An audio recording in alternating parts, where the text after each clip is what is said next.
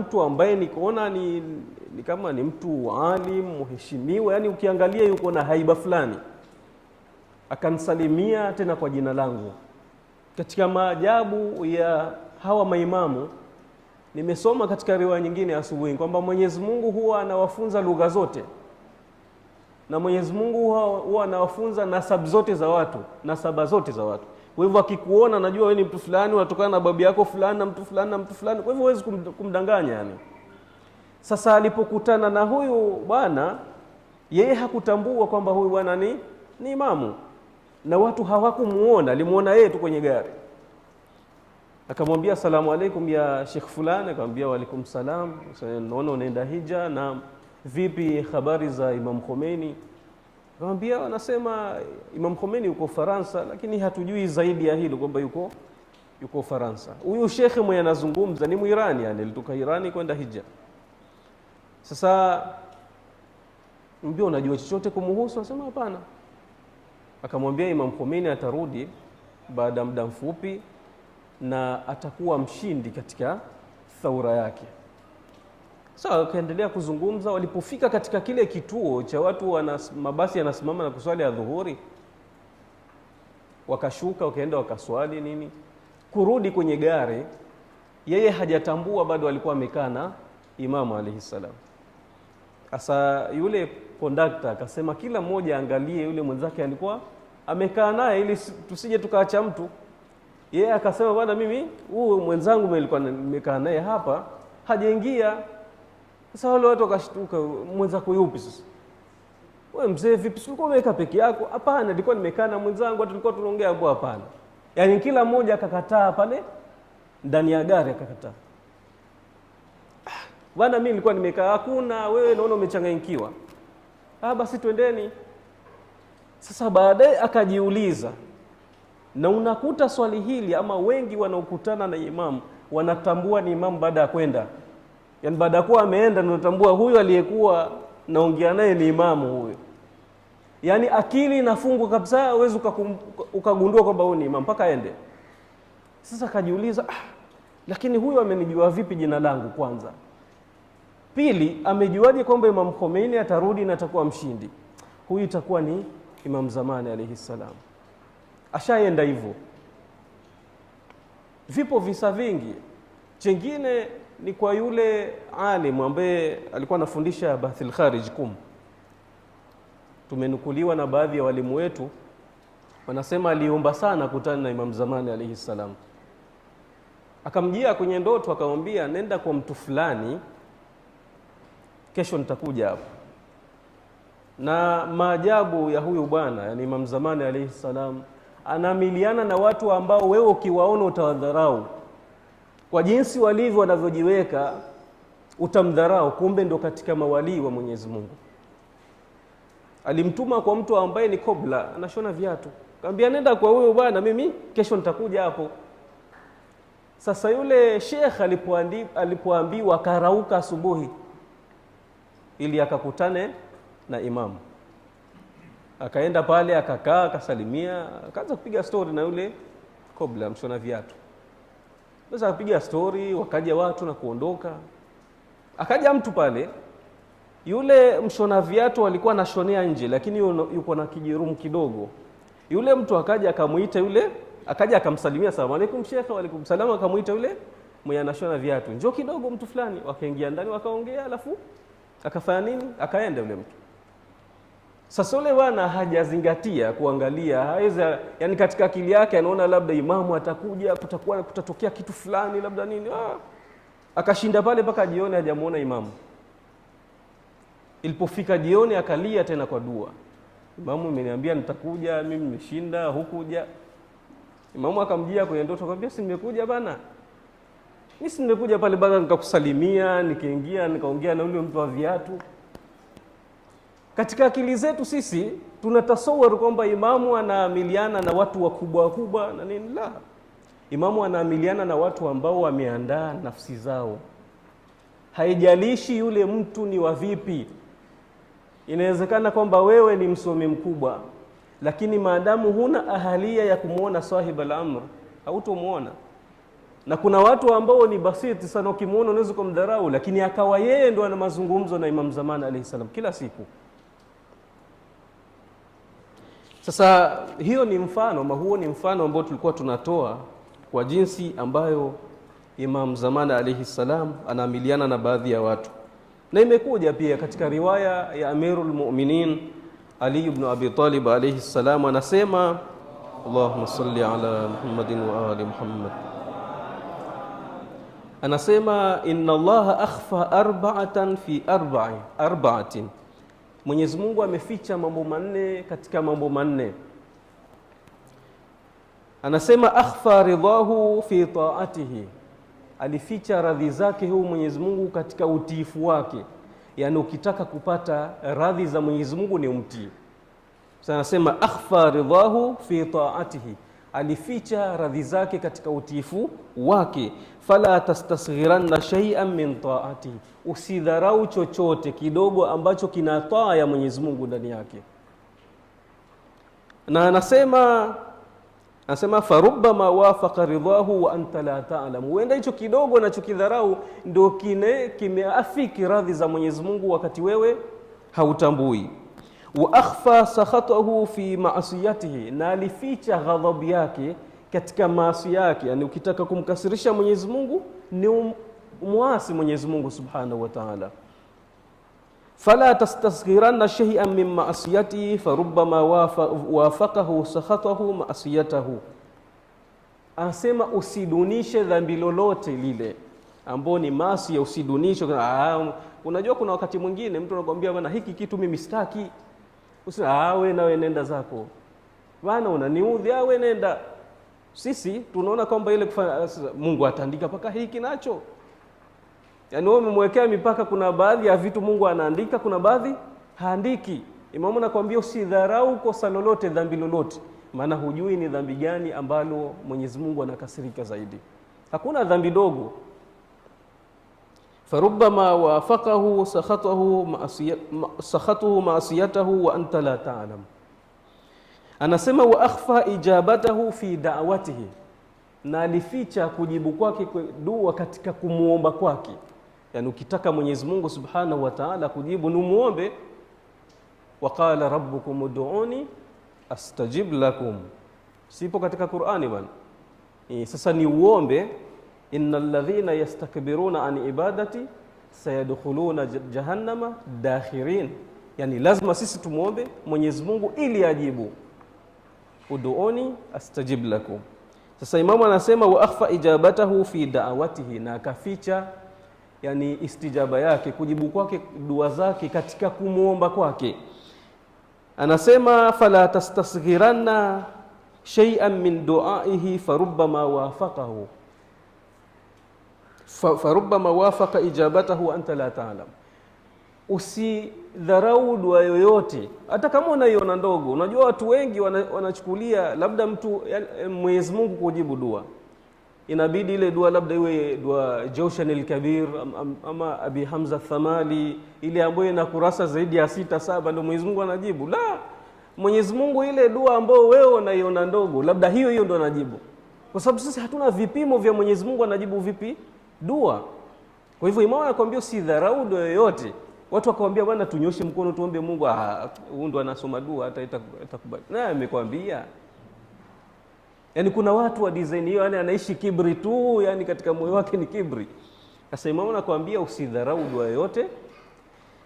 Sasa hii riwaya nimesoma mimi, malengo yangu hayakuwa huku kote, nimesoma kwa ajili ya ifada tu, kufaidika, lakini lengo langu ni hiki kipande cha mwisho hapa, kwamba Imamu alayhi salam yuko pamoja nasi na Mwenyezi Mungu ameficha mawali wake, na Imamu ni katika mawali wake. Kwa hivyo sisi hatuwezi tukamtambua. Kwa hivyo inastahiki tunapoamiliana na mtu yeyote wa aina yoyote tufanye nini? Tuwe waangalifu katika kuamiliana naye. Anasema Imamu alayhi salam wa akhfa waliyahu fi ibadihi, na alificha waja wake wacha Mungu katika waja wake, yani mawali wake katika waja wake. Mawali ni watu ambao ni wacha Mungu katika waja wake. anasema fala tastasghiranna abdan min abidillahi farubbama yakunu waliyahu wa anta la ta'lam, basi usidharau yeyote katika waja wa Mwenyezi Mungu unaowaona, kwa sababu huenda ni wali wake na wewe hujui.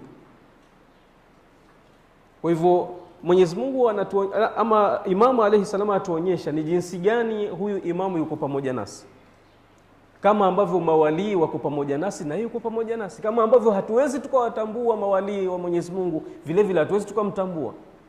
Huenda hata baina yetu yupo hapa ambaye ni mcha Mungu zaidi kutuliko sisi, ni walii, lakini hatujui. Labda hata alivyovaa ukimwona nguo yenyewe imechoka utamdharau. Kuna visa vya maajabu yani. Kisa kimoja ni someki kisa alafu nimalizie bahati yangu.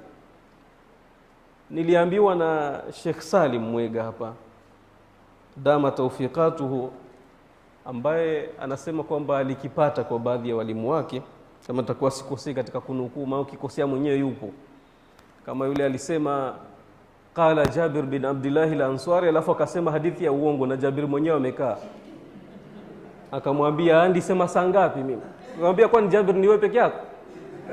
Unaona, yani almuhimu kwamba yeye alikuwa fanya nini ashinde. Sasa nikikosea shekhe yuko inshallah.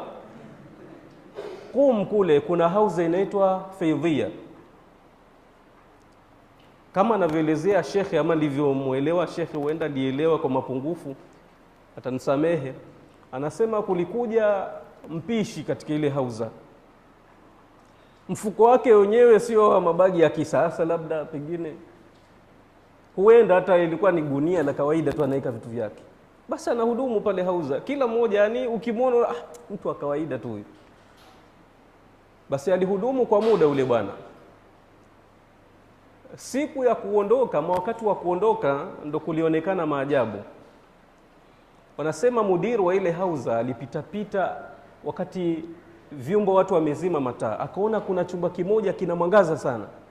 Akasema wacha niende kule nikaangalie kuna nini. Kufika katika kile chumba, yani kufika pale mlangoni akaona kama kuna mwangaza umejitengeneza kama mtu hivi.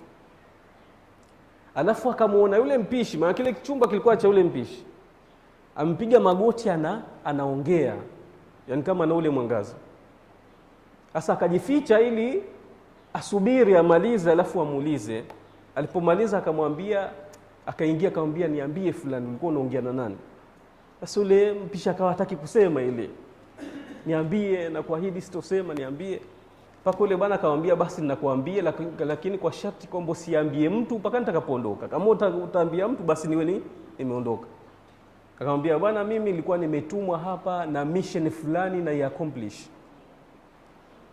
Na kazi nimepewa na Imam Zamani alayhi salam nitekeleze katika hii hauza, na muda wangu umeisha kutekeleza ile amri iliyokuwa nimepewa. Sasa nilikuwa natoa ripoti kwake ili niondoke. Wewe unapomwona yule mpishi utamdharau tu. Sasa yule bwana akashangaa, yani huyu anawasiliana na Imam Zamani na mimi siwezi. Ikafika asubuhi yake, kwa sababu aliambiwa mimi nitaondoka kesho. Sasa akawa na time anataka ajue ataondoka vipi na atapitia njia gani. Sasa ile house imejengwa kama hivi, juu chini, yani kuna rooms za juu na chini. Akawa yuko juu ule mudiri anaangalia, yani imejengwa round hivi, rooms ziko round, alafu hapa kuna court. Akawa anamwangalia ule mpishi, akatoka na mfuko wake, akasimama pale kwenye ile court. Sasa akatoka na mwangalia atapitia njia gani. Lakini maajabu, aliangalia tu kando kidogo, ndani ya sekundi kuangalia vijamaa yuko. Yani watu ambao hata ile kutembea pia nako ni kwa miujiza hivyo. Kwa hivyo wako watu ambao ni mawalii wa Mwenyezi Mungu na amewaficha ili kuweza kutekeleza kazi zao na sisi hatuwajui. Nitaomba dakika 5. Sheikh Isa afwan. Sasa huo tuseme ilikuwa ni utangulizi, na malizia katika hizi dakika 5 wadhifa wetu sisi wa Afrika kwa imamu huyu wa zama. Yametajwa mengi sana ambao ni katika wadhaif zetu sisi kwa imamu wetu wa zama, lakini mimi nitataja tu shortly ili kila mmoja atakayetoka hapa awe anajua wadhifa wake ni upi. Wadhifa wa kwanza ni kwamba sisi tujiandae kinyoyo zetu ziwe tahir, na wala tusimwasi Mwenyezi Mungu Subhanahu wa Ta'ala, kwa sababu Imam Sadiq alayhi salam, ipokelewa kutoka kwa Imam Sadiq alayhi salam, anasema fa innakum tatakarrabuna ilaina bi ta'atillah, mkitaka kuwa karibu na sisi basi inabidi muwe wacha Mungu. Kwa hivyo wadhifa wetu wa kwanza ni kuandaa nafsi zetu ziwe na uchaji Mungu. Wadhifa wa pili ni kwamba sisi tujalie mapenzi baina ya nyoyo za watu, yani tuwaunge watu, tusijalie kuleta mfarakano katika jamii, kwa sababu tutakapofarakana tutakosa nguvu, na huyu imamu anataka watetezi. Kwa hivyo ili kuwa na nguvu inabidi tuwe pamoja. Wadhifa wa tatu, ziyadatun fil wa'yi wal ma'rifa wal basira li ajli raf'i wa izalati shubahati an sahibi al-asri wa zaman. Zipo shubahati nyingi ambazo zimetengenezwa. Kwa mfano, nawapa mfano wa shubaha moja. Inakuwaje mwanadamu aliyeumbwa na Mwenyezi Mungu, mwanadamu wa kawaida, zama zote hizo alipozaliwa mpaka leo yuko hai na hazeeki? Atakuwa mzee sana huyo Imam zamani, ama kwa nini hafi? Mambo kama hayo, ukiulizwa swali kama hilo utajibu nini? Litakushinda bila shaka, zinabidi usome ili uweze kujibu. Na wapa faida tu kidogo, mwenye anataka majibu ya maswali kama haya arudie kitabu kinaitwa Mawsu'atul Imam al-Mahdi cha Sayyid Muhammad Sadiq Sadr. Katika mukaddima wake ameandika Sayyid Muhammad Bakir Sadr maswali haya yote, shubahati hizi zote, na akazijibu. Kwa hivyo ukitaka kufaidika, rudia kitabu hiki, utapata shubahati aliyaelezea takriban 10 na majibu yake. Sasa inabidi sisi tujenge hiyo wai katika vichwa vyetu ili tuweze kujibu maswali yoyote yatakayoulizwa juu ya sahib al-asr wa zaman. Ya 4, tuwaelimishe watu kuhusiana na Imam Mahdi alayhi salam. Watu hawamjui imamu. Kwa hivyo sisi kidogo ambao tumefaidika, tumepata bahati ya kusoma, tuwaelimishe wale watu ambao hawajapata faida, hawajapata bahati ya kusoma. Ya 5, tuwe na tabia njema, kwa sababu imepokelewa kutoka kwa maasumina alayhimus salam, kunu du'atan lana bighairi alsinatikum. Ukitaka watu waje kwa sahib al-asr wa zaman, inabidi uwe na tabia njema, ili kama anavyosema Imam Hassan al-Askari, anasema kwa sababu watu watakapokuona wewe na tabia njema watasema hadha shi'i fayasurruni dhalik. Watakapokuona na tabia njema watasema huyu ni Shia, kwa hivyo hilo litanifurahisha mimi, na utakuwa umewaita watu katika ushia. Na lengine, tuwe na irtibati na uns billahi subhanahu wa ta'ala, tuwe na mafungamano na Mwenyezi Mungu subhanahu wa ta'ala. Tutakuwa vipi na mafungamano na Mwenyezi Mungu? Kwa dua na munajat, kumwomba Mwenyezi Mungu subhanahu wa ta'ala, ndio itatufanya tuwe karibu zaidi na Mwenyezi Mungu subhanahu wa ta'ala. Lengine, tuwe mahudamu wa imamu. Na tutakuwa vipi wenye kumhudumia imamu alayhi salam? Tutakuwa vipi? Kwa kuihudumia dini yake na madhehebu yake. Tukifanya hivyo tutakuwa tumemhudumia imam alayhi salam. Nyingine, tufikishe haki zake huyu imamu. Kuna khumsi na kuna watu ambao wamepewa nafasi wamepewa ijaza kuchukua khumsi. Mfano wao Sheikh Salim Mwega hapa, una khumsi yako umeamua kufikisha, mfikishie. Kwa sababu imamu alayhi salam amechagua baadhi ya watu katika umma wake kwamba wao ndio wao wataendesha shughuli zake, na watu hao ni maraji, na wale ambao wamewachagua kwamba wawe mawakilishi wao, yani wale maraji wako na mawakilishi wao, na kati ya hao wawakilishi wao mmoja wao ni Sheikh Salim hapa. Kwa hivyo ukiwa na khumsi yako ni ya imamu, hiyo itoe ili iangaliwe ni jinsi gani itahudumia imamu alayhi salam. Na ya mwisho, ili niweze kuondoka, kwa nini nimetaja maraji hapa? Nikasema mwenye yuko na haki za imam azifikishe kwa maraji, kwa sababu maraji ndio wamepewa hiyo haki ya kuchukua khumsi na jinsi ya kuzigawanya na jinsi ya kuzitumia. Lakini niashirie nukta tu hii na nimemaliza. Sheikh Isa Majengo, samahani nimechukua muda. Kuna fikra ambayo inaenezwa zama hizi kwamba sisi tunaweza tukaielewa dini bila kutumia maraji, bila kutumia wasomi wa dini. Dini inahitaji kwamba bana sisi tufuate maraji wala nini, tunaweza tukaelewa tu. Hii fikra ni potofu na ni fikra ya Kiyahudi na ni fikra ya kimaadui wa Uislamu, ndio wametengeneza hii fikra. Kwa sababu gani nasema hivyo? Wewe unapoambia watu kwamba hatuhitaji maraji katika zama hizi, tunaweza tukaelewa dini sisi wenyewe pekee. Umesoma hizi vitabu vya riwaya tukavielewa. Yaani laiti utachukua kitabu Al-Kafi umpe yote wa njiani, mwambie bana soma utoe ahkamu shar'i, anaweza kutoa. Lakini unaambia watu wasifuate maraji, wakati hao maraji ndio wanatoa ahkamu shar'i na kuzibainisha kwa watu. Maadui waliusoma ushia na wakapata unasimama na vitu vitatu. Kadhia ya kwanza, kitu cha kwanza ni Imam Hussein alayhi salam.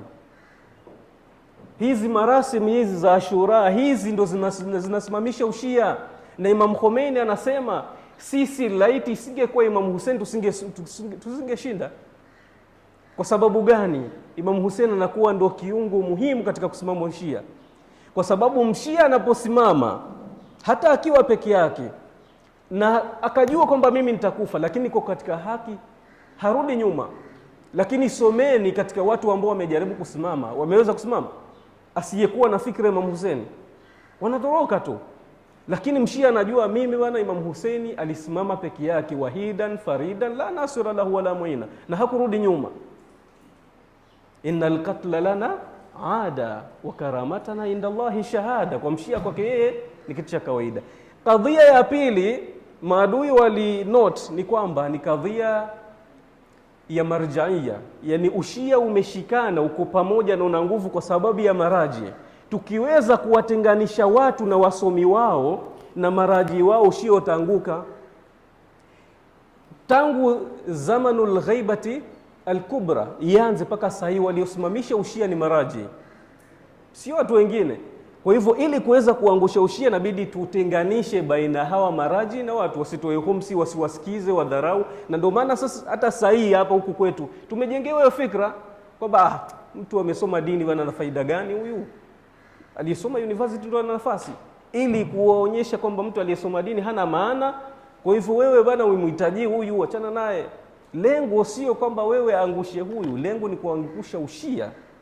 Na kadhia ya tatu ama rukun ya mwisho ni kadhia ya Imam al-Mahdi ajalallahu ta'ala farajahu sharif. Salawat.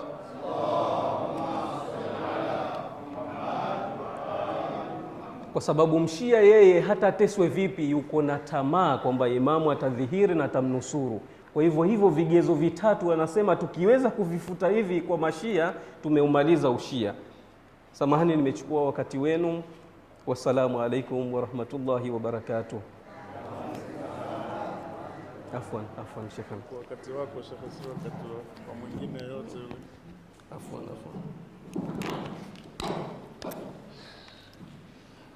Asante shekhi wetu. Ajua wakati mwingine mambo ni mengi na inakuwa ndio hiyo wakati nao tunakuwa tumeufinya. Tusamehe sana kwa kukupatia mada nzito na tukakupa wakati mfupi. Nadhani hiyo inakuwa ni moja katika mambo ambayo si mazuri, na wakati mwingine inshallah tutafanya bidii kuwa na adabu katika hilo.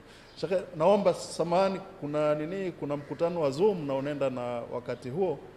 Naona mkono uko juu, pengine kuna kitu ambacho ni muhimu unataka lakini tuwekee akiba, nafikiri tutafuatilia inshallah. Shekhe, nini yake mada yake ilikuwa ni, manake alivyoelezea toka katika nini yake ya kwanza ilikuwa yuko ama tuko kwenye mimbar ya imamu wa zama hizi. Ona wakati mwingi tunalia, tunasema Imam Hussein laiti tungekuweko, tungekuwa pamoja nawe. Lakini tuna imamu wa zama hizi zetu, imamu wetu. Ona na yeye yuko kila wakati na ana dauru katika mambo yetu. Je, jukumu letu ama wajibu wetu kwake ni lipi?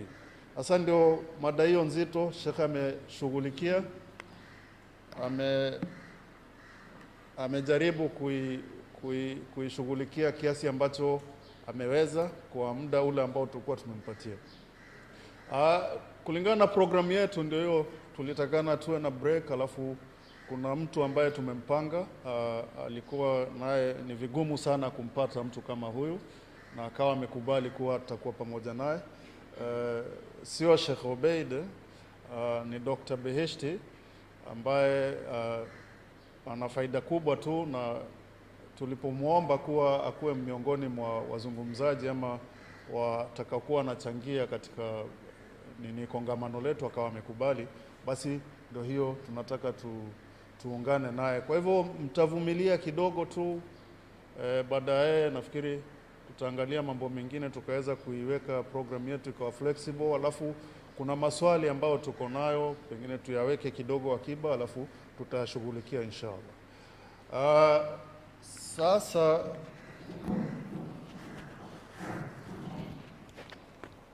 katika maelekezo tunaambiwa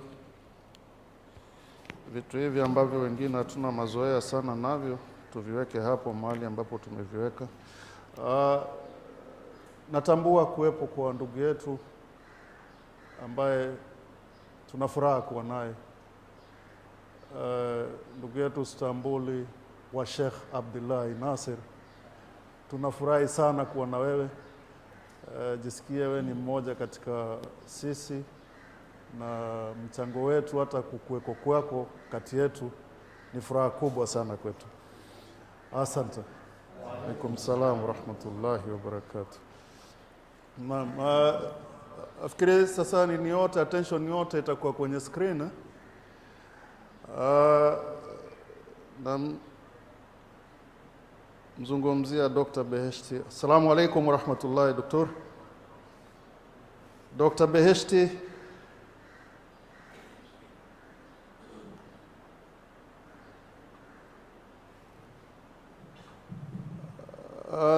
with all humility, Doctor, I'm taking this opportunity to kindly invite you to join us and deliver your lecture to us.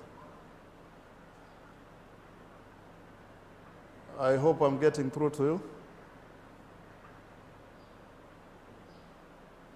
Sile? Yeah, I'm hearing you, Doctor. I'm hearing you. Are you getting me?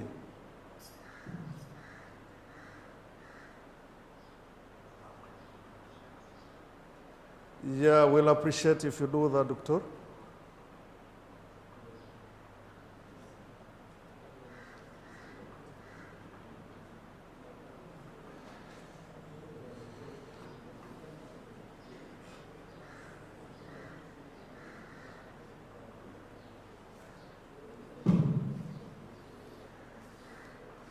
There's a bit of some technical hits. We are working on that.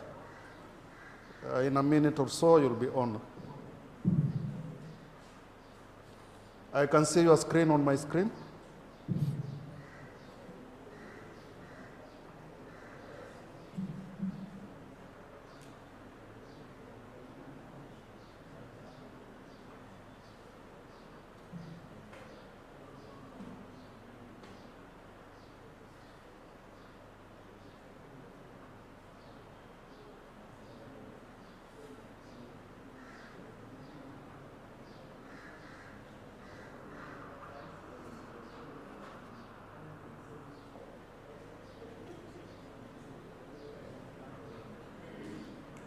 Doctor, we are not getting you, yeah? I think your voice is muted. Sorry, I didn't notice the voice muted. Just wanted to know that if you're hearing me, please. Yeah, we are getting you here. Well, we are getting you now, right, loud and clear.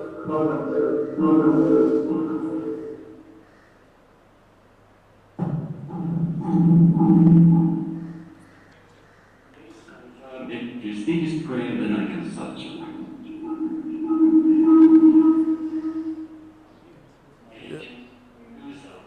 Yeah. Okay, I'm going to. Okay, thank you. Just give me a confirmation if the screen is full. Okay, so I got the note to proceed, so screen is visible. Okay, proceed. So, assalamu alaikum everybody, inshallah you're all good. My pleasure to have this opportunity of speaking to shall we start by Bismillah ar-Rahman ar-Rahim, Allahumma salli ala Muhammad wa Ahmad wa ajjal farajahum bi ta'awumihim wa la'an adubbahum.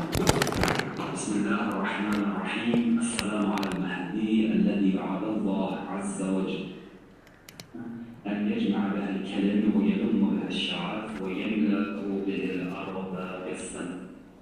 مع تصاوب الزمان تركنا وأوقفنا وأرشدنا يا مولاي. الحمد لله الذي أحيانا بولايتك وبولاية آبائك الطاهرين.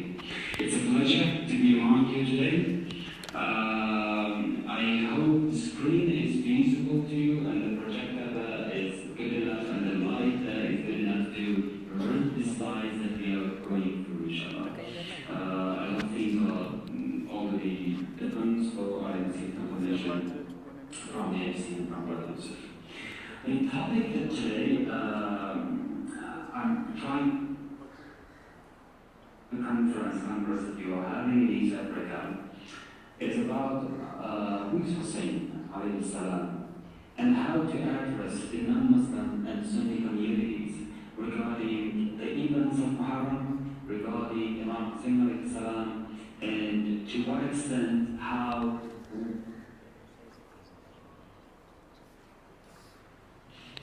many times most of our activities is in-house activities within our own network, within our own Shia family, within our own values, within our own understanding of a concept.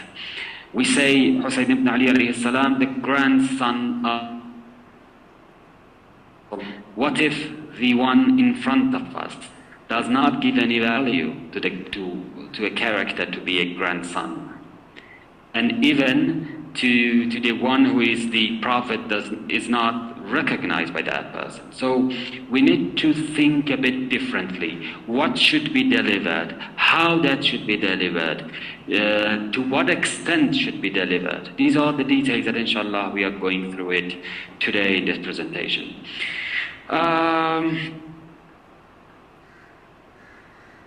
Regarding the discussions about Imam Hussein alayhi salam and who is Imam Hussein alayhi salam and the functions in the month of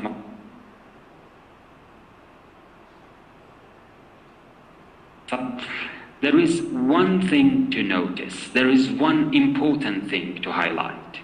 One is emotion, the other one is the reason.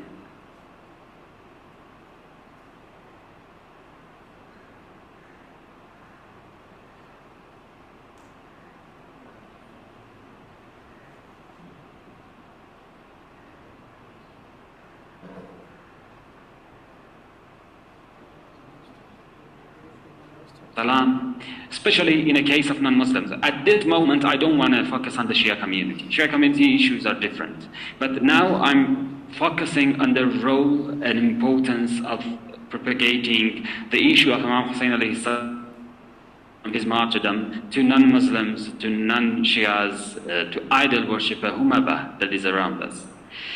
So when we are approaching such communities, we have two wings. The wing of reason. It says my voice is keeping breaking. Is that understandable, or should I switch the software, for instance, to anything else? How is it at the moment? Please give me a confirmation if the voice is understandable, if you may not at all following it. Give me a confirmation or a hint on that. Again, the internet. Okay, so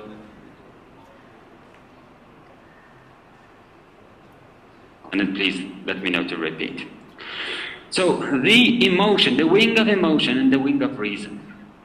When we say wings, means there is something to fly, and everything to fly, let's say a bird to fly, needs two wings. But in this specific case, I'm not discussing necessary about a fly, necessary about a bird to fly with two wings. It's the two wing of a discussion. The wing of emotion and the wing of reason. These are the two things that often in many of our propagation we are highlighting. Or when we think about Mawlana al-Hussein alayhi salam, and when we want to do active propagation, especially among non-Shia and non-Muslims, then either of these two are those that may go through. And many times we go through the emotions during the Muharram time, how is the mourning, how is celebrations, all things around it. And this is the emotion regarding Hussein ibn Ali alayhi salam is such an important character.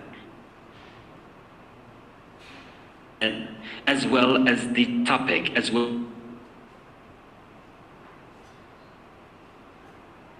to him.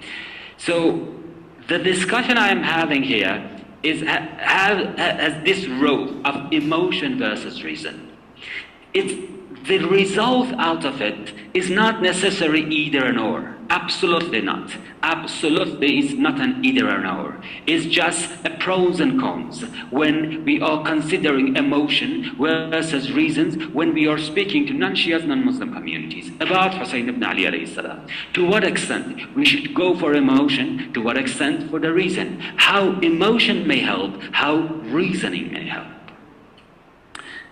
When we, and as you can absolutely understand it, when I was given this topic to speak about, so the topic is such big. We could have started covering the discussions, debates with Ahl Sunnah about Hussein ibn Ali alayhi salam and what happened to him. Because I've been myself approached repeatedly that, no, what happened, what you say about Hussein is wrong, nothing happened like that. No, many of these stories. So sometimes the discussions goes to the debate, sometimes the discussion goes into scholar studies. And when it comes to non-Muslims, it's a whole different story. So the discussion you may have about Imam Hussein alayhi salam to a Sunni, to a Wahhabi, is a way different, is another universe from the discussion you may have to a non-Muslim. Whomever is a Christian, Jewish, idol worshipper, non-religious, atheist, whomever. So these are completely different approaches. Don't expect, please, from me today to discuss about the debate side of it. The debates about Hussein ibn Ali alayhi salam with Wahhabis, the debate about Hussein ibn Ali alayhi salam with Muslims. No, this we do not have time for it, and this is not my discussion of today. There are plenty of discussions about Hussein ibn Ali alayhi salam. There are plenty of books that are covering the position of him in the Ahl Sunnah books, and there are plenty of scholars work on that. So my rope of discussion is exactly on that emotion and the issue of reason. So if anybody has anything of the debate with Ahl Sunnah about the Imam Hussein alayhi salam, that is another discussion. I hope inshallah in this Congress you can cover that as well. So emotion as the fruit of Iman.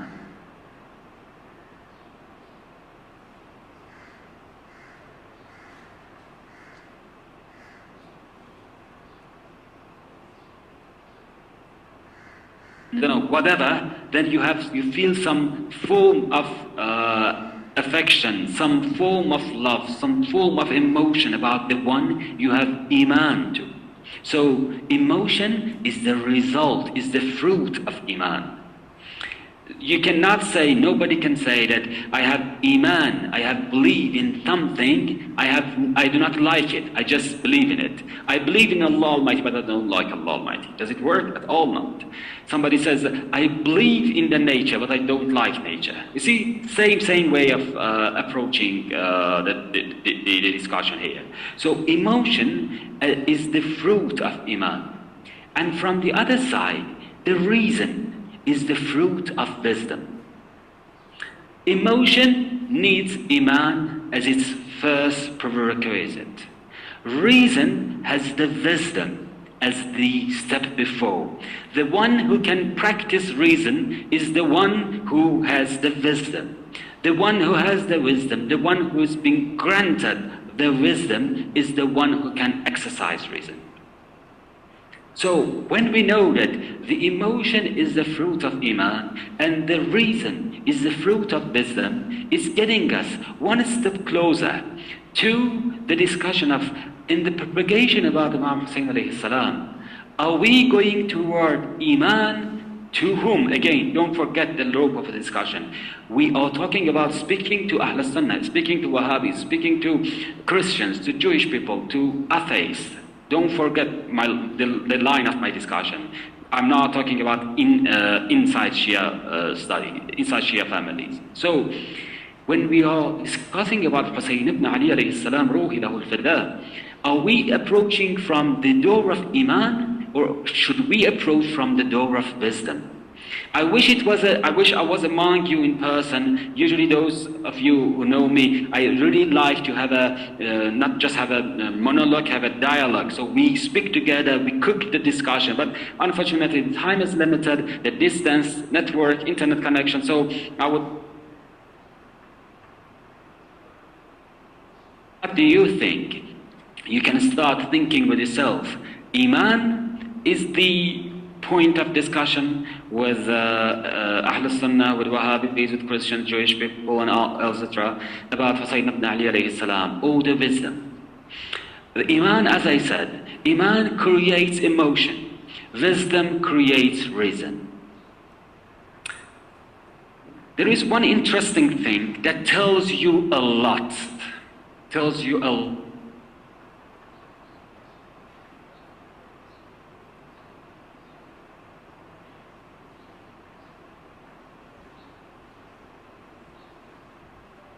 Here on this side. Okay, so so far the connection is good. So if the connection has a problem, we can switch to Skype. But I hope now the voice is clear. You see the screen and everything clear. We in the Shia we have one important book, which is Usul al-Kafi, and Ahl Sunnah they have Bukhari without a comparison, at all without a comparison. What is interesting? In Shia book, in the Shia backbone of Hadith book, we start our book from Kitabul Aql, the wisdom.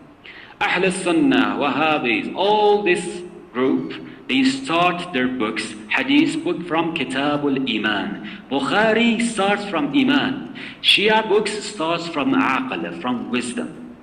This itself is telling you a lot. This itself, this different aspect, the different understanding of a topic, the different angle of looking to a divine issue, it's telling you a lot how different we are from Ahl Sunnah, from Wahhabis, all those groups. From in the school of Ahlul Bayt alayhi salam, when propagation starts, when hadith starts, when discussion about a topic starts, in the school of Ahlul Bayt alayhi salam, we start with wisdom. As in our main book, Hadith book, Al-Kafi, we start with Kitab al-Aql.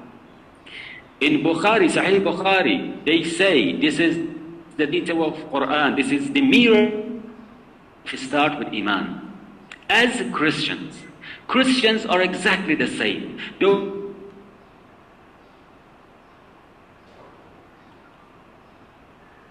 With Iman, not with Aql. Shia, the school of Ahlul Bayt, the school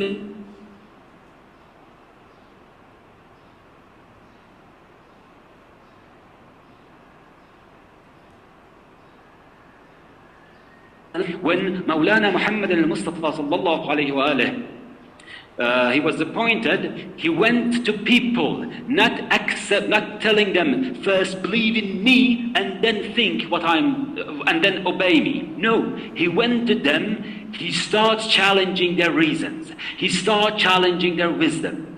Nabi Nuh alayhi salam, Quran, Nabi Ibrahim alayhi salam according to Quran. Just read what is their wording with people. They are not challenging people on their Iman. When they approach people, they approach their aql, they approach their wisdom. This, brothers, sisters, if there is any sisters among us here, this versus the school of Saqifa, versus the school of Wahhabis, versus the school of Aisha, versus the school of Umar, versus the school of Abu Bakr la'natullah alayhim ajma'in. This is the school of Ahlul Bayt. It starts with wisdom versus starting with Iman. Wisdom should be the base of Iman. Otherwise, the Iman is fluid. Check how many times Quran is asking us why you are not exercising your reason, why you are not practicing wisdom. Quran is keep saying, أَفَلَا تَعْقِلُونَ أَفَلَا تَعْقِلُونَ أَفَلَا تَعْقِلُونَ. Just count how many times is it Quran. Check how many times the discussions in Quran is related to wisdom. This, again, this is a clear, crystal clear difference in the school of Ahlul Bayt versus the school of Saqifah. Or propagation in the school of Ahlul Bayt, again, starts with wisdom. In the school of Saqifah, starts with Imam. Keep this discussion in mind. Then we continue with the point of emotion as the fruit of Imam. When we think about emotion, again, I really wish it was a dialogue, but when we talk about emotion, then you may say that, how come you're talking this way? The faith says, إِنَّ لِقَتْلَ الْحُسَيْنِ عَلَيْهِ السَّلَامِ.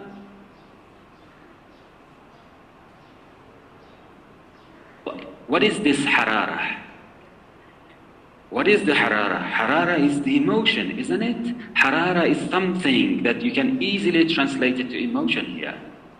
But then it's such important. The beloved Prophet put it in such an important hadith that إِنَّ لِقَتْلَ الْحُسَيْنِ عَلَيْهِ السَّلَامِ حَرَارَةً فِي قُلُوبِ الْمُؤْمِنِينَ لَا تَبْرُدُ أَبَدًا. But did you notice here?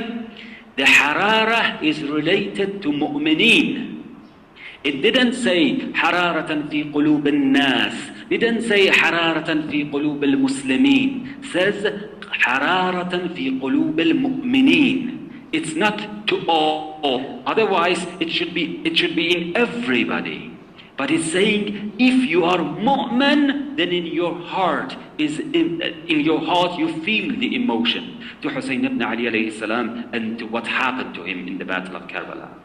So this, if anybody came with this question in mind, that look, emotion is such important that in the hadith from Prophet Muhammad sallallahu alaihi wasallam was mentioned, then simply we can actually clarify it in the same hadith.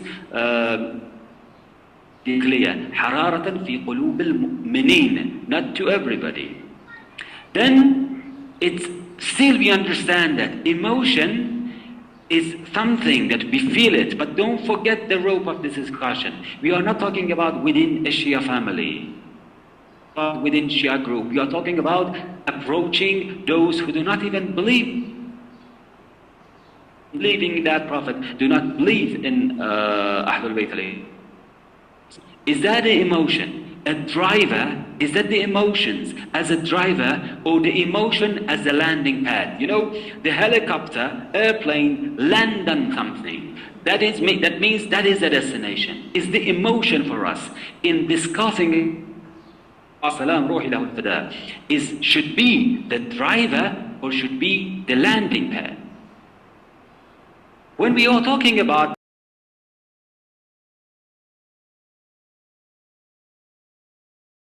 misunderstand, discussing about non-Muslims, non-Shias. So there are risks if we focus on emotions.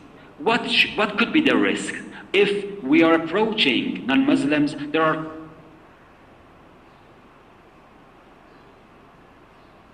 لا يقاس بنا أهل البيت أحدا. No one can be compared to Ahlul Bayt alayhi salam. But that is when you are mu'min to them. That is when you know their position. That is when you have arifan, you have ma'rifah about them. But if you do not have ma'rifah about them, the slaughtering of Hussein ibn Ali alayhi salam and his families, you can find hundreds, if not thousands of similar stories around the world.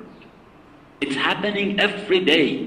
You are in East Africa, many of you. What happened in Rwanda? Just check, you know the stories of Rwanda. It's heartbreaking. Again, alayazu billah, I'm not comparing, but I'm saying that coming out of looking to this topic, from out of all normal discussions, from a non-Muslim, from a non-Shia, there are thousands of stories, similarities. Again, in my lifetime, I remember Rwanda. When you go to Rwanda, you see what the massacres happen. When Mongols attacked Persia, what they made here, it was a massacre. Indeed, ruthless acts that they did. So if we just focus on emotion, the one in front of us may say, oh, yes, this is a sad story. We also have that sad story here, the other sad. What happened in Bosnia? Bosnia, you remember, it was about 20, 25 years ago. It was a massacre of Muslims. It was really ruthless. So you can say that was the same case. In Bosnia, they cut the stomach of a pregnant mother, took out the infant, cooked it, and gave the cooked infant to his father to eat. Can you imagine? At least those monsters in Ashura, they didn't do some massacres like this. They didn't do such horrible things. So again, we should be careful. If we focus on emotions, the issue of similarities raised. The other one, which I'll already covered, challenging the position of Imam. The Imam is a special position. It should not be compared to anything else. If we just keep focusing on the point of emotion, then it's bringing Imam like, okay, I'm comparing this story of Karbala to another story in Bosnia, to another story in Persia, to another story in Latin America, The other point is, if we focus on emotion,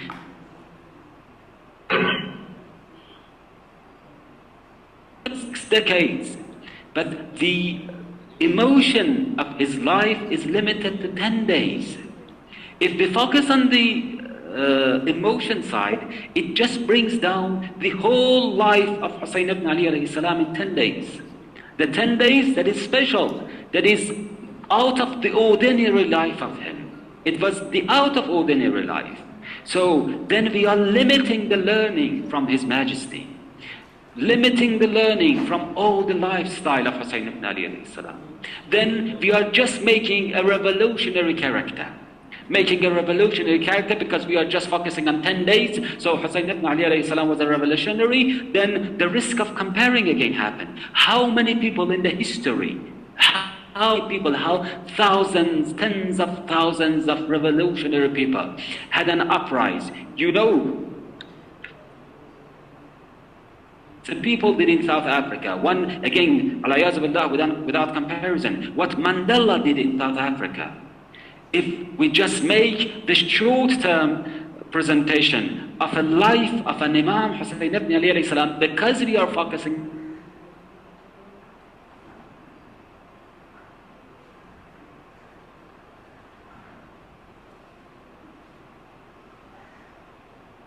people in the world, they've done a lot, they sacrificed a lot, but can they be compared? If we focus on the emotion, this is a huge risk of challenging the position of Imam, having just short-term view of his life, just creating a revolutionary character that was not the lifestyle of Hussein ibn Ali alayhi salam, creating the challenge of similarities. And one important thing, the other important thing here is we are completely diverting the concept that Ahlul Bayt alayhi salam, Prophet Muhammad sallallahu alayhi wa gave us. When we say about it, we may say that topic of mawaddah, there is a topic of tamassuk, there is a topic of mahabbah. So emotion is translated to mahabbah many times, but toward His Majesty, or the order is different. The order is indeed different. The order is tamassuk.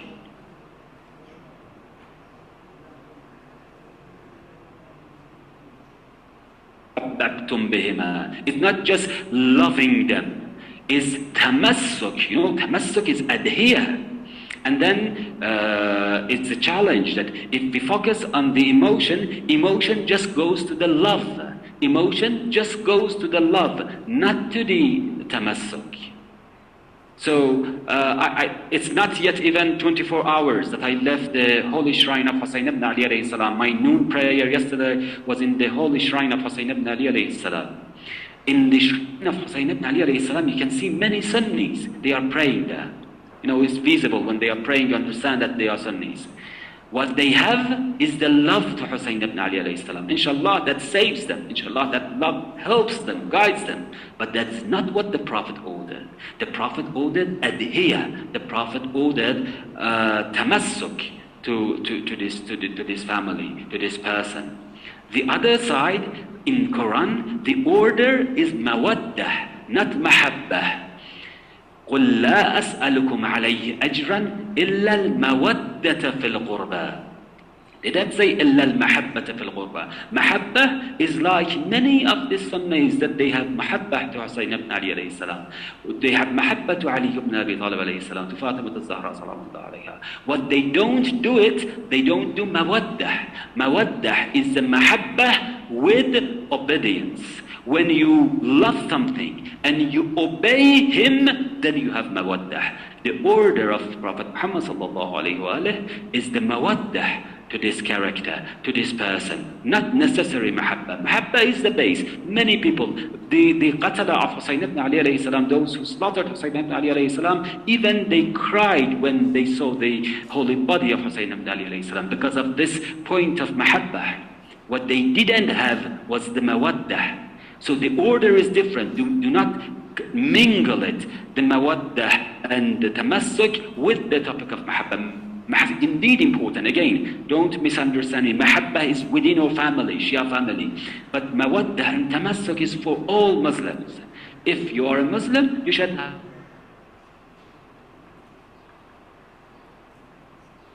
necessary mahabba. So emotion is then a trigger. Emotion then helps to understand it better, especially if the position of Hussein ibn Ali alayhi salam, the position of Ahlul Bayt alayhi salam, and what happened to them as a trigger.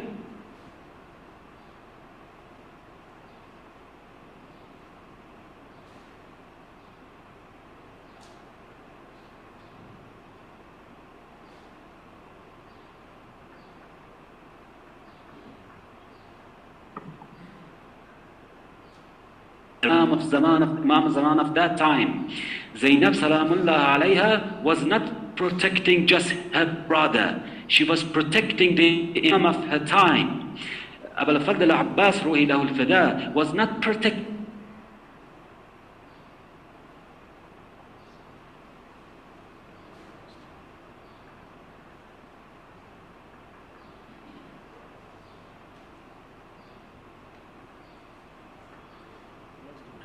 My apologies, it seems I was disconnected.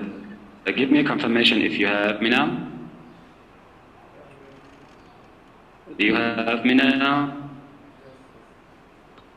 And if you lost part of my words, please let me know when it was disconnected. You hear me? Hello? If you hear me, please just give me a confirmation.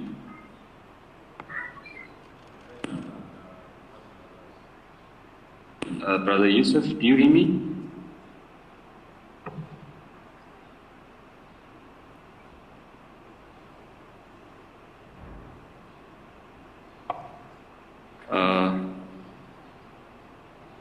Let me see here. Okay, so you are hearing. Okay, good. I hope it wasn't that much lost in my wording. I was just saying that Lady Zainab Salamullah alayha, she was not just necessarily protecting her brother. What was important, she was protecting the Imam of her time. Abu al-Fadl Abbas alayhi salam, he was protecting the Imam of his time. So this is important to notice. Emotion is a trigger, not necessarily the reason, not necessarily the one that because of this reason, because of this exact thing that happened, we are just mourning for him. So this is important, that emotion can be a trigger, but it's so risky if we limit to just the emotion. But how about discussing about Hussein ibn Ali alayhi salam from the reasons?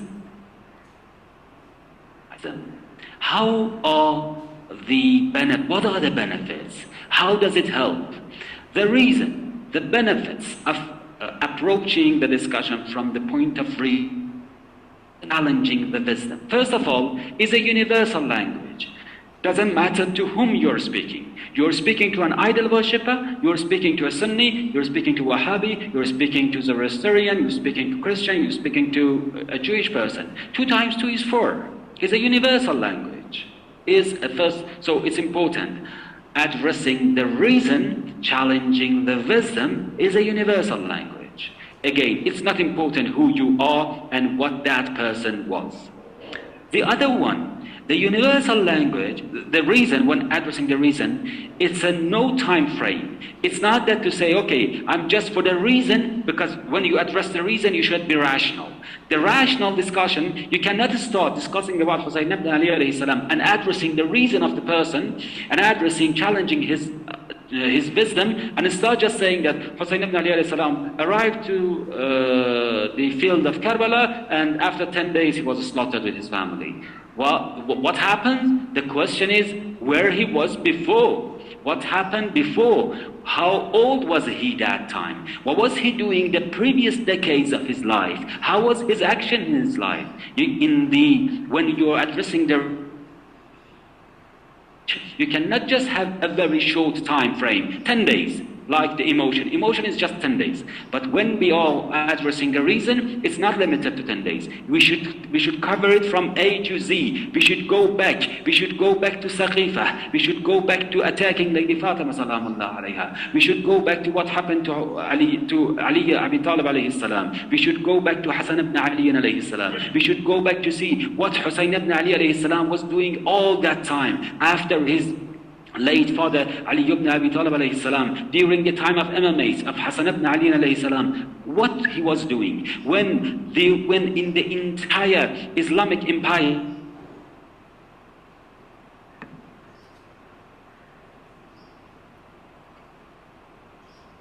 mosque that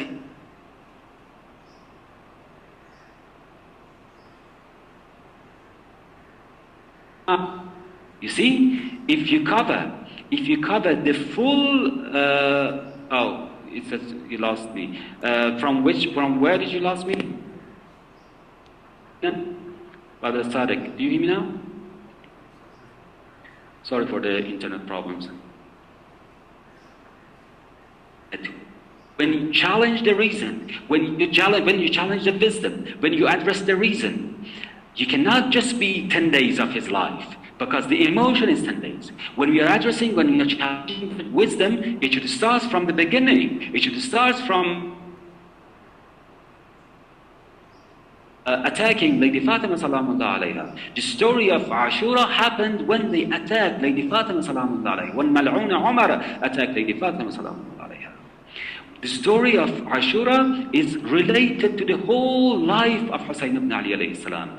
As I said, when Hassan ibn Ali alayhi salam was the Imam Zaman of Hussein ibn Ali alayhi salam. Hassan ibn Ali alayhi salam was the Imam. During the time of him and during the time of Imamates of Hussein ibn Ali alayhi salam, for 80 years in the entire Islamic empire, during Muawiyah time, la'natullah alayhi, and they were cursing Ali ibn Abi Talib alayhi salam in Manabar. In every Friday prayer, they were cursing Ali ibn Abi Talib alayhi salam in prayers. And Hussein ibn Ali alayhi salam and Hassan ibn Ali alayhi salam were present in the mosque. They were praying in the same mosque. They were in the first line of the same mosque that the Imam of Jama'ah was cursing their father. Where is that revolutionary Hussein then? What you present there is the wisdom of Hussein ibn Ali alayhi salam. None of the Ahlul Bayt alayhi salam that they had this practice of being revolutionary.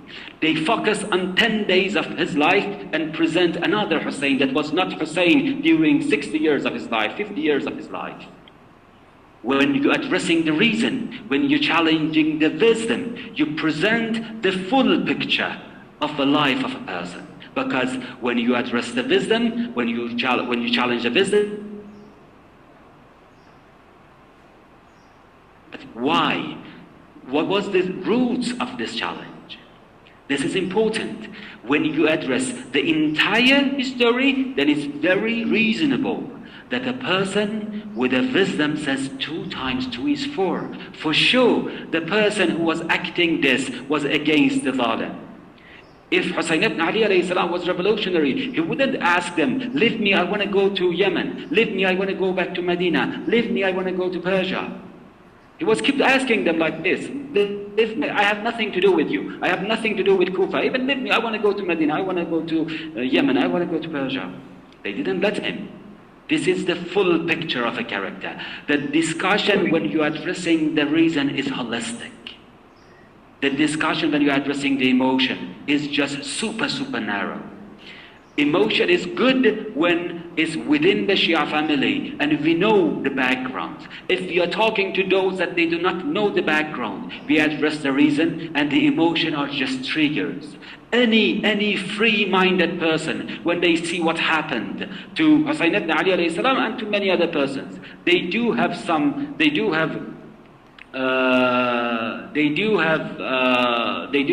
issues about how that person was oppressed, and they do have some passion about them. But that passion should be just a trigger, not the reason.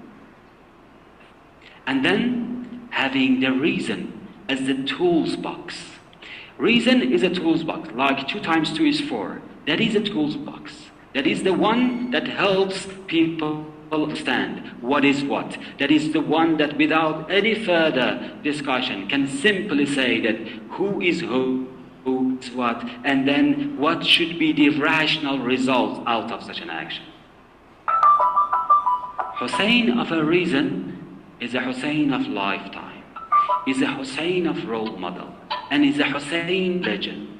Is not just the Hussein of a sect, is not just the Hussein of one specific group thinking this, is the Hussein of wisdom, is Hussein of aql, is the Hussein life of, is a role model, is the entire life of him should be practiced.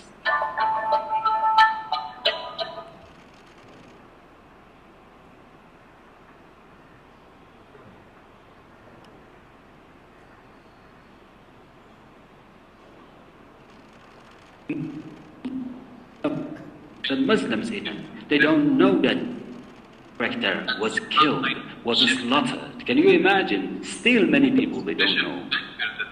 And even if they know, they think, okay, something happened between some people. But when, without, some of you, I think Brother Yusuf was in my speech in one of the church in Mombasa when I addressed exactly the same discussion. That who slaughtered Hussein? The Jewish people slaughtered Hussein. Christians slaughtered Hussein. The idol worshippers slaughtered Hussein. No. Who slaughtered Hussein? Muslims slaughtered Hussein. This itself is a great practice of reason. Is a great practice of reason. That how come Hussein alayhi salam as Muslim, they were also called Muslims. Hussein alayhi salam, believing in the Prophet sallallahu alayhi wa sallam, they also pretended to be the believers of Prophet Muhammad sallallahu alayhi wa sallam. In Quran, and it's recorded that in the battle of Ashura, the night before the battle, the noise from Yazid la'natullah alayhi's army was like bees moving around. Many Quran reciters that were there. They were doing the same Quran. They believed, let's say, the same Allah. They were saying, well, we are all Muslims. What is the difference here? How come a group of Muslims slaughtering another Muslim's way? What is opposition? This is where the wisdom is being challenged. This is where the reason is questioned. Who, how, why such a scenario may happen, and we can create it, we can put it among the Muslim community and say that, look, it was just something that the emotions should address it. No, here is exactly where the wisdom is challenged, where the reasoning is challenged. When we are discussing about the emotion, it's like pretending in a whirling, let's say, offering water. But when we address the wisdom, when we address the reason, is creating the thirst. Creating the thirst, just offering water. We, in our approach to address the wisdom and to discuss about Hussein ibn Ali alayhi salam, omission should be on creating a thirst through wisdom. Many times we may not be able to discuss a lot about Hussein ibn Ali alayhi salam and all the issues around him when we are approaching those Sunnis, Wahhabis, non-Muslims, Christians, Jewish people and whomever. So because they don't know this water, if we create the thirst, they themselves go and approach water. Like this one. This example is example of creating the thirst. Who slaughtered Hussein? Indeed, who slaughtered Hussein? Then it starts raising the question, the wonder, there should be two Islams. It's not one Islam. The Islam of Muawiyah, the Islam of Saqifa, and the Islam of Ahlul Bayt alayhi salam. The Islam of Prophet Muhammad sallallahu alayhi wa sallam. These are two Islams. For sure these are not one Islam. How come within one Islam some Muslims slaughter another Muslim this way, and not just him as an old man, his 6 month infant, all his family, all his young and old people? How? Why? This is telling us that when we practice the wisdom instead of emotion, instead of offering water, we are creating the thirst. The one whose wisdom is challenged by this, water himself. And then we have omission, should be just let them fetch the water. We are not the Hadi, not the guide. Hadi alayhi salam is the Imam of the time. We are not the another person who should get their hand, who should help them. What is just initiating some notes that look, there is water. You do not know it. What you've been so far delivered to drink.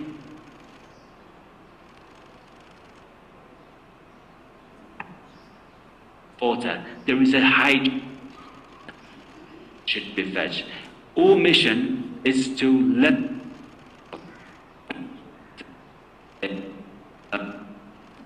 it seems again there was a background noise, it said. So I was saying that our mission should be, instead of just delivering the water,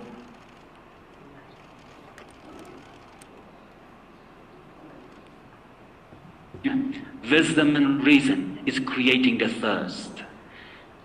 Our mission in front of other non-believers, let's say, or in front of Sunnis, in front of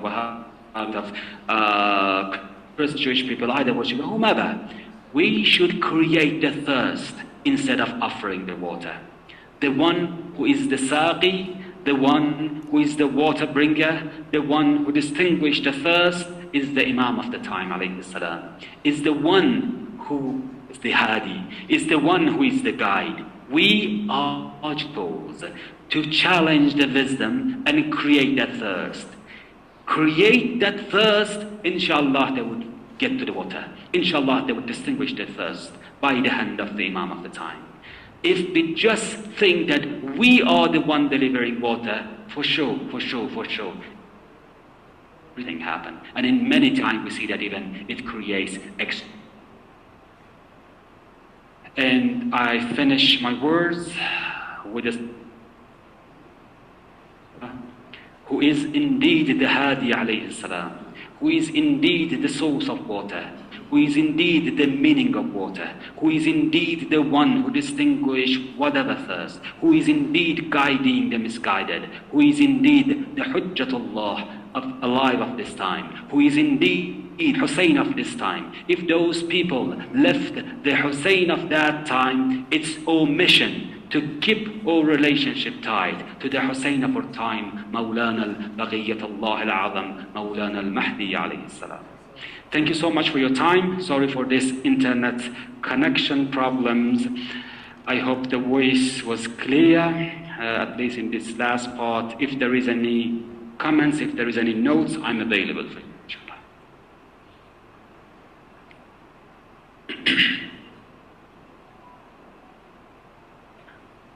Welcome, my pleasure. Any notes from our brothers?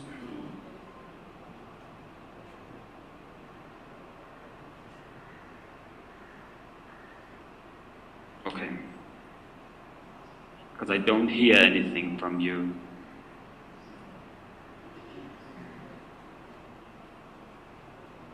So should I stay on the line or may I leave you?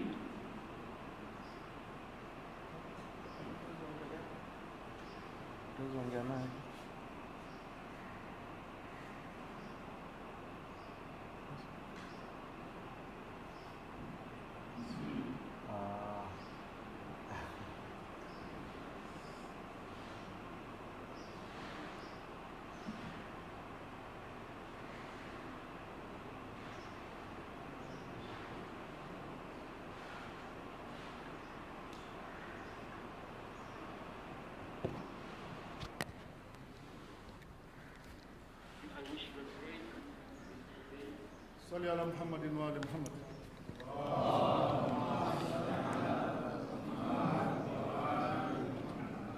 I believe there's quite a lot that we believe that is. Imekuwa mazungumzo mazuri, imekuwa ni darasa nzuri.